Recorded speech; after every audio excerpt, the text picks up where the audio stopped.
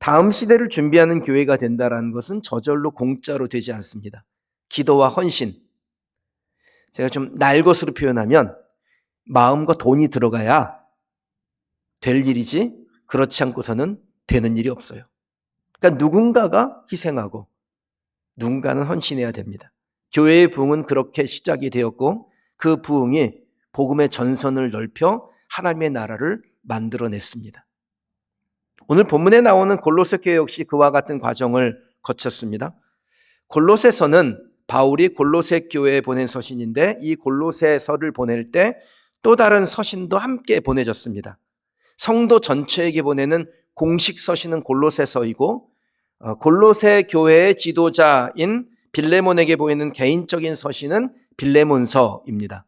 그래서 골로새서를 읽을 때 빌레몬서를 같이 읽으면 훨씬 더 성경의 의미, 하나님께서 그 안에 담으신 하나님의 계획과 뜻을 이해하기가 좋아요. 이 골로새서는 크게 두 개의 파트로 나누어지는데 1장부터 3장까지는 신학적인 교훈들, 기독론, 교회론 등이 담겨 있고 4장은 거듭난 성도의 삶이 무엇인지를 설명합니다. 그 중에서 오늘 우리가 읽은 이 4장의 내용은 교인들도 읽어야 하는 것이지만 이 말씀을 받아야 될 골로새 교회의 지도자 빌레몬을 위한 말씀이었습니다. 골로새서 4장에는 바울의 의도가 담겨져 있는데 빌레몬은 바울의 의도를 쉽게 간파했을 겁니다. 바울이 사용한 단어들을 보면 빌레몬은 자신에게 무언가 말씀하려고 한다는 것을 알 수 있었을 거예요. 설교를 마치고 나면 간혹 성도님들이 저에게 이런 말씀을 하시곤 합니다. 목사님 오늘 말씀은 꼭 저에게 하신 말씀이었습니다. 우리 집에 CCTV를 달아놨나? 그런 생각이 들 정도였습니다. 하나님의 말씀이 그 성도님의 마음을 찌른 거죠. 히브리서 4장 12절에 하나님의 말씀은 살아있고 활력이 있어 좌우의 날선 어떤 검보다도 예리하여 혼과 영과 및 관절과 골수를 찔러 쪼개기까지 하며 또 마음의 생각과 뜻을 판단한다라고 하셨습니다. 빌레몬도 이런 감정이지 않았을까요? 공식 서신이니 모든 성도들 앞에서 낭독되었을 것입니다. 지도자인 빌레몬 자신이 대표가 되어서 이 서신을 낭독했을 텐데 모두에게 하시는 말씀인데 꼭 나에게 하는 말씀 같다라는 생각을 했을 겁니다. 빌레몬의 마음을 찌른 골로새서 4장을 푸는 키워드는 세 가지입니다. 1절에 상전, 3절에 전도의 문, 9절에 오네시모라는 단어예요. 골로새 교회는 바울이 직접 세운 교회가 아닙니다. 바울의 이동 경로를 추적해 볼 때 그는 골로새에 들린 적이 없습니다. 골로새의 소식을 전할 때마다 그 지역 출신 제자인 에바브로를 통해서 소식을 전하고는 했습니다. 바울은 에베소에서 2해 동안 머물며 복음을 전했는데 그때 헌신했던 제자들 가운데 에바브라라는 사람이 자기의 고향 골로새로 가서 복음을 전했고 에바브라에게 복음을 들은 빌레몬은 예수를 믿고 자기의 집을 교회에 내어주어 골로새 교회가 시작이 됩니다. 마치 우리나라 초기 기독교에 자기의 집을 교회로 내어준 사람들이 있었죠. 선교사에게 복음을 듣고 감동이 되어서 자기의 집 전부를 교회가 되게 했던 그런 사람들이 있었던 것처럼 빌레몬도 자기의 집을 교회로 내어주은 것입니다. 집을 교회가 되게 했으니 다른 것은 또한 얼마나 많이 헌신하고 열심히 했겠어요. 우리가 성경을 통해서 알 수 있는 빌레몬은 자기의 집을 교회로 내어준 헌신자였고 바울 일행과 함께 군사된 자로 자기의 아들 아키뽀를 키워냈으며 본문 9절에 등장하는 오네시모라는 사람의 상전이었습니다. 이 오네시모는 빌레몬의 노예였었는데 종살이 하던 오네시모가 어떤 이유로든 빌레몬을 떠나 로마까지 흘러가게 됐고 거기서 바울을 만나게 됩니다. 바울은 빌레몬에게 오네시모가 끼친 손해를 나에게 청구하라 라고 한 것을 볼 때 이 오네시모는 주인에게 재산상의 손해를 끼치고 도망한 듯합니다. 도망한 이유가 무엇이건 간에 이 오네시모는 빌레몬의 용서가 없다면 죽을 수밖에 없는 처지였습니다. 로마법에서 노예의 직무 이탈은 사형에 해당하는 중죄로 다스렸습니다. 그 당시 로마 시민권자가 전 인구의 약 25%고 나머지는 노예예요. 그러니까 노예를 제대로 통제하지 못하면 사회가 유지되기 어려웠기 때문에 노예의 이탈을 매우 무거운 죄로 다스렸습니다. 그래서 노예는 주인이 자유민으로 풀어주지 않는 한 주인의 물건과 같은 취급을 받았습니다. 따라서 오네시모는 붙잡히면 로마법에 의하여 사형을 당할 처지였던 겁니다.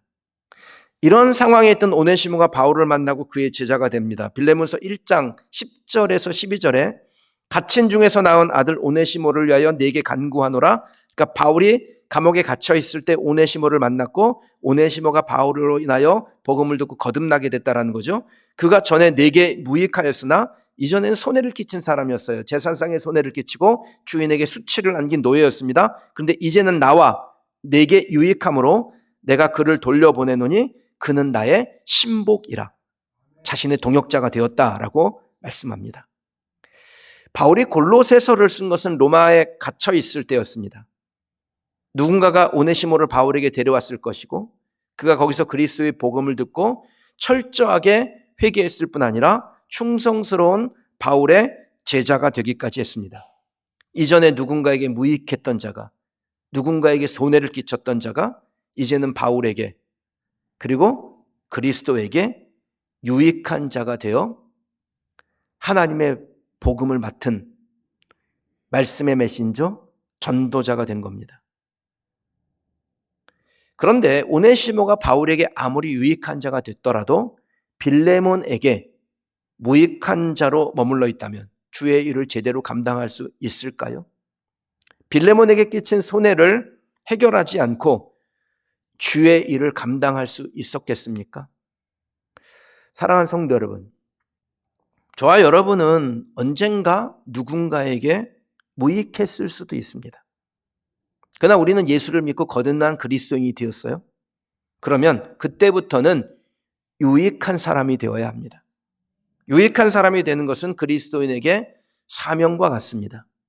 우리는 주님에게 유익하고 교회에게 유익하고 사람에게 유익해야 됩니다. 그래서 내가 무엇을 하면 하나님이 기뻐하실까? 내가 무엇을 하면 사람들을 기쁘게 할 수 있을까? 여러분, 이 생각이 늘 여러분에게 있기를 축원합니다. 그래야 복음의 문이 막히지 않습니다. 혹시 오늘 말씀을 듣는 중에 누군가에게 내가 무익하게 혹은 손해를 끼친 것이 생각난다면 유익하게 바꾸는 결정을 하셔야 합니다. 그래야 복음의 문이 막히지 않습니다. 옥에 갇힌 바울에게 포기할 수 없는 사명은 첫째도 둘째도 셋째도 복음을 전파하는 것, 전도하는 것이었습니다. 근데 바울의 지금 현재의 상태가 어떤가요? 골로새서를 옥중서신이라고 부릅니다. 바울이 갇힌 상태에서 이 성경을 썼습니다. 자유를 제한받고 감옥에 갇혀 있는데 복음은 계속해서 흘러가야 됩니다. 자유가 없는 바울이 복음 전파에 열심을 내려면 그가 하나님으로부터 받은 말씀을 들고 흩어져 있는 각 지역으로 교회들로 가야 될 동역자들이 필요했어요. 그러니까 복음 전파를 위해서 동역자 오네시모가 꼭 필요했던 것입니다. 그래서 바울은 빌레몬에게 간곡하게 요청을 합니다. 3절을 볼까요? 또한 우리를 위하여 기도하되 하나님이 전도할 문을 우리에게 열어주사 그리스도의 비밀을 말하게 하시기를 구하라. 내가 이 일 때문에 매임을 당하였노라. 아멘. 전도의 문을 계속해서 열어주시도록 우리를 위하여 기도하라. 그리스도의 비밀을 말하도록 구하라. 주 예수의 복음 때문에 옥에 갇힌 나 바울을 기억해라. 바울이 골로새 교인들에게 보내는 이 요청이 그날 성경을 낭독하는 빌레몬에게는 오네시모를 용서하라 라는 말로 들렸을 것입니다. 9절을 볼까요? 신실하고 사랑을 받는 형제 오네시모를 함께 보내노니 그는 너희에게서 온 사람이라 그들이 여기를 다 너희에게 알려주리라. 골로새서는 공식 서신이니까 오네시모의 과거에 대해서 말하지 않습니다. 그가 그리스도로 인하여 변하여 새 사람이 되었고 이제는 흩어져 있는 교회들에게 하나님의 역사가 어떻게 일어나고 있는지를 전할 메신저가 되었다라는 것을 선언해 줍니다. 근데 이 모든 사역은 누구의 허락이 있을 때 가능한 거죠? 그의 상전 빌레몬이 오네시모를 말씀의 메신저로 받아들일 때 가능한 일입니다. 분명히 오네시모는 빌레몬의 소유물이었습니다. 옳은 제도는 아니나 당시 노예제도 하에서 그것은 부정할 수 없는 사실이었습니다. 따라서 빌레몬에게 오네시모를 처벌할 수 있는 권리가 법적으로 보장된 것은 맞습니다. 그래서 바울은 전도의 문이 막히지 아니하도록 이 오네시모를 용서해달라고 개인적인 서신과 이 공식적인 서신인 골로새서를 통해서 간곡하게 부탁하는 겁니다. 오네시모가 빌레몬에게 손해를 끼친 건 맞지만 바울은 복음이 온전하게 전파되게 하기 위해서 빌레몬에게 예수 믿는 상전답게 오네시모를 용서해 줄 것을 요청한 겁니다. 사랑하는 성도 여러분, 우리도 역시 주님으로부터 그러한 요청을 받을 때가 있습니다. 복음 전파를 위해서 마음이 흔쾌하지 않은 요청을 받을 때가 있어요. 때로는 부당하게 보이는 요청을 받기도 합니다. 예수님 때문에, 복음 때문에 나 자신을 포기해야 되고 희생해야 될 때도 있습니다. 내가 누려도 당연한 권리를 다른 사람에게 양보해야 될 때도 있습니다. 그런 순간에 저와 여러분은 복음을 위해서 전도의 문이 막히지 않게 하기 위해서 권리를 포기할 수 있는 믿음의 소유자들이 되시기를 주님의 이름으로 축원합니다. 제가 간혹 성도님들에게 뭔가를 요청드릴 때가 있는데 그 요청을 드릴 때 쉽지 않습니다. 웬만하면 내가 하지 뭘. 그냥 저는 그렇게 생각을 하는데 그래도 간혹 성도님들에게 요청을 드릴 때 아주 신중하게 또 간곡하게 드리는 겁니다. 만약에 여러분들이 그 요청을 받게 될 때 오늘 말씀을 좀 잘 기억하시길 바랍니다. 내가 그 부르심에 순종하고 또 헌신할 때 하나님은 전도의 문을 막지 아니하시고 활짝 여셔서 하나님의 일을 하시겠구나. 그 기대가 여러분에게 있길 바랍니다. 여러분에게 권리를 포기하게 하는 것은 부당한 거죠. 그러나 그 부당함을 자원함으로 감당함으로 하나님의 영광이 드러난다면 그렇게 하시길 바랍니다. 그러면 하나님께서 그 성도로 인하여 교회가 되는 역사, 복음 전파에 여러분과 여러분이 속한 우리 교회가 사용되어지는 하나님의 역사를 그려내실 줄 믿습니다. 지금까지 다음 시대를 여는 사람, 다음 시대를 준비하는 교회는 그런 과정을 통해서 만들어졌습니다. 빌레몬은 오네시모를 용서했을까요?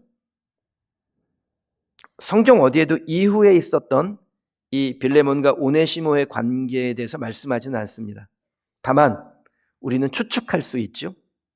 바울의 동역자가 된 빌레몬, 그 아들을 바울과 함께 군사된 자로 자라게 했던 빌레몬, 골로새 교회를 건강한 교회로 세운 이 빌레몬이 어떤 선택을 했을지는 불보듯 뻔한 일이죠.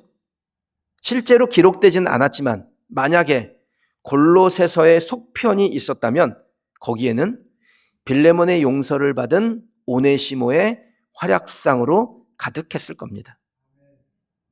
정경에 속하지는 못하나 초대교회 지도자 이그나티우스가 초대교회 성도들에게 보낸 7개의 편지가 있어요. 그러니까 초대교회 때 많은 영적 리더들이 성도들에게 하나님께서 주시는 감동에 따라 글들을 쓰고 그 글들을 제 서신으로 보냈는데 그 중에서 공식적인 그 성경들을 모아서 신약 성서를 만들었습니다. 그걸 정경이라고 그러고 그 정경 안에 들지 못했지만 매우 권위 있는 믿음의 지도자들이 보낸 서신들이 있어요. 이그나티우스도 그와 같은 사람인데 그가 초대교회에 7개의 편지를 보냅니다. 그 편지 중에 에베소 교회에 보내는 편지에 오네시모의 이야기가 나옵니다. 디모데가 젊은 나이에 순교하고 오네시모는 그 골로새 인근에 있었던 에베소의 감독으로 부임하게 됩니다. 이그나티우스가 그 로마에 압송되는 과정에서 서머나라는 도시에 잠시 머물게 되었는데, 그때 목숨을 걸고 이그나티우스를 찾아온 에베소 감독이 오네시모이고, 교인 대표단으로 크로커스, 에우플러스, 프론토, 브루스, 이 5사람이 찾아옵니다. 오네시모를 만난 이그나티우스는 오네시모에 대해서 이렇게 평가를 했습니다. 조심성 있고 침묵을 지키는 성품을 지닌 사람. 바울의 동역자가 되기 전에 오네시모는 조심성 없고 인내가 부족하여 주인에게 손해를 끼치고 도망쳤던 사람이었습니다. 그런 오네시모가 복음으로 변화되었고 빌레몬을 통해서 법적인 자유를 보장받아 그리스도와 복음에 헌신하게 되었을 때 그는 조심성 있고 침묵을 지키는 성품을 지닌 사람이 되었으며 초대교회 역사에 있어서 큰 역할을 감당하는 위대한 인물이 되었습니다. 바울이 기초를 놓고 디모데가 피를 흘려 세운 에베소 교회의 감독이 된 오네시모가 목회를 하는 동안에 에베소 교회는 어떤 교회가 되었을까요? 이그나티우스가 에베소에 보낸 서신 5장 1절에 나오는 내용입니다. 저는 여러분의 감독과 너무나 짧은 시간에 그렇게 가까워질 수가 있었는데 이런 좋은 감독과 여러분이 좋은 관계를 갖고 있다는 것을 축하합니다. 제가 오늘 말씀을 준비하면서 저 역시 마음에 새겨둔 것이 있습니다. 바울처럼 한 사람을 아끼는 마음, 죽음을 두려워하지 않냐고 다시 복음의 전장 앞에서 섬기는 교회의 성도들과 좋은 관계를 맺은 오네시모, 자신에게 손해를 끼친 사람을 용서함으로 전도의 문을 연 빌레몬, 모두에게서 배움을 얻습니다. 여러분에게도 바울이, 오네시모가, 빌레몬이 닮아야 될 믿음의 선진이 되기를 주님의 이름으로 축원합니다. 그들의 희생이 하나님의 위대한 일을 창조한 것처럼 우리의 희생 역시 하나님의 위대한 일을 만들어낼 겁니다. 여러분이 복음을 위하여 당연한 권리를 포기했을 때 하나님은 전도의 문을 여시고 그런 우리가 함께하는 그린시티 교회는 다음 시대를 제대로 준비하는 교회가 될 줄 믿습니다. 하나님께서 전도의 문을 여시도록 기도하자는 부탁을 받고 전도의 문을 열기 위해서 당연한 자신의 권리를 포기한 빌레몬으로 인해서 훗날 에베소 교회는 뛰어난 지도자 오네시모를 얻었던 것처럼 우리가 누려도 누가 뭐라고 하지 않을 기회를 하나님의 뜻에 따라 자원하여 내어드릴 때 하나님은 여러분을 통해서 또 우리 교회를 통해서 영적 인재를 준비해 주실 것입니다. 우리 교회가 한국 교회의 인재를 양성하는 요람이 되는 것입니다.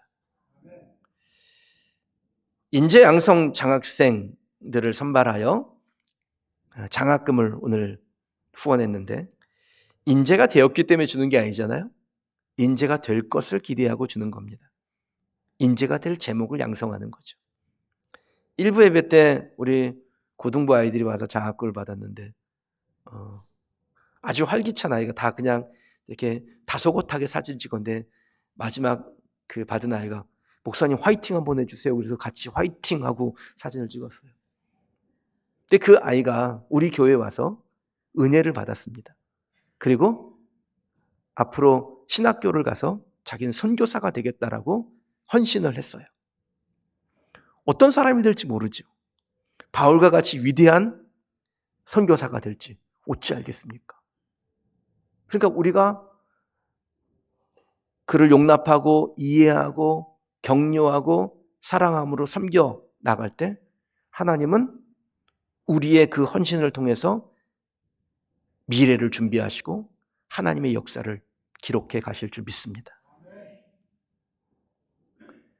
저는 우리 교회가 한 일과 앞으로 하고자 하는 일이 적지 않다라고 생각합니다.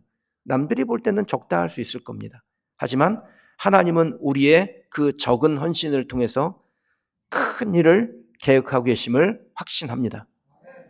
1932년에 미국의 경제공황이 찾아왔고 그 경제공황 때문에 미국 사회는 영적으로 또 육적으로 굉장히 혼탁했습니다. 그때 샬럿이라는 지역의 몇몇 사람에게 도시의 영적 타락을 방지하기 위해서 기도하라라는 주님의 음성이 들렸고, 그들은 순종하여 이 영적 각성 집회를 위하여 지역에 있는 목회자들에게 도움을 요청했습니다. 그런데 대부분의 목회자들이 좀 회의적으로 반응을 했어요. 현실적으로 볼 때 이 경제 공황이 그리고 영적 타락이 쉽게 사라질 것이라고 기대하기 어려웠기 때문입니다. 그래서 하는 수 없이 그들은 자신들의 시간과 또 물질을 들여서 이 집회들을 준비했습니다. 목회자들도 관심이 없으니까 포기할 수도 있었겠지만 하나님의 위대한 일을 기대하며 헌신했고 자기의 것을 희생했습니다. 한치 앞을 내다보기 힘들던 그때, 경제적 빈곤의 두려움이 몰아치던 시대에 자신들이 가진 것을 하나님 앞에 내어드리고 그리고 하나님이 하실 일을 기대한 겁니다. 그렇게 몇 차례의 집회가 열렸고 소소한 은혜는 있었어요. 근데 특별한 변화가 일어나진 않았습니다. 하나님의 말씀대로 하면 자신들이 사는 도시 샬롯은 물론이고 미국에 엄청난 변화가 일어날 거라는 기대감이 있었겠지만 아무 일도 일어나지 않았습니다. 어쩌면 그 순간 집회를 준비했던 이들에게 실망스러운 일이었을지 모릅니다. 그런데 많은 시간이 지난 후에 그들은 자신들이 헌신하며 준비했던 그 집회에서 엄청난 사건이 일어났었다라는 것을 알게 됐습니다. 이 샬롯의 기도회에서 미국 역사상 하나님께 가장 특별하게 쓰임받았던 복음 전도자 빌리 그레함이 회심을 하고 자신의 인생을 하나님께 헌신하기로 결정했었던 겁니다. 만약에 이 샬롯의 기도자들의 헌신이 없었다면 전도자 빌리 그레함도 없었을 겁니다. 하나님의 일하심을 믿고 복음을 위한 그들의 헌신이 없었다면 미국 사회의 영적 변화, 부흥, 그리고 전 세계에 일어났던 그 부흥의 물결들, 그것이 우리나라까지 흘러왔잖아요. 그 모든 것들이 존재하지 않았겠죠. 그러니까 작은 헌신이었으나 시간이 지난 후에 보니 그것은 위대한 걸음의 첫 시작이 되었던 것입니다. 하나님은 지금도 빌레몬처럼 전도의 문을 열라는 명령에 순종하여 자기를 희생하는 성도를 찾고 계십니다. 샬롯의 기도자들처럼 전도의 문을 열기 위해서 순종하는 이들을 찾습니다. 당장 얻을 유익이 없어도 미래를 준비하며 오늘 한 알의 씨를 심는 하나님의 사람을 찾고 계십니다. 저와 여러분이 하나님이 찾는 그 한 사람 되기를 축원합니다. 우리 교회가 미래를 준비하는 일에 아까워하지 아니하고 하나님의 부르심에 따라 순종하여 내어드리는 교회가 되기를 간절히 소망합니다.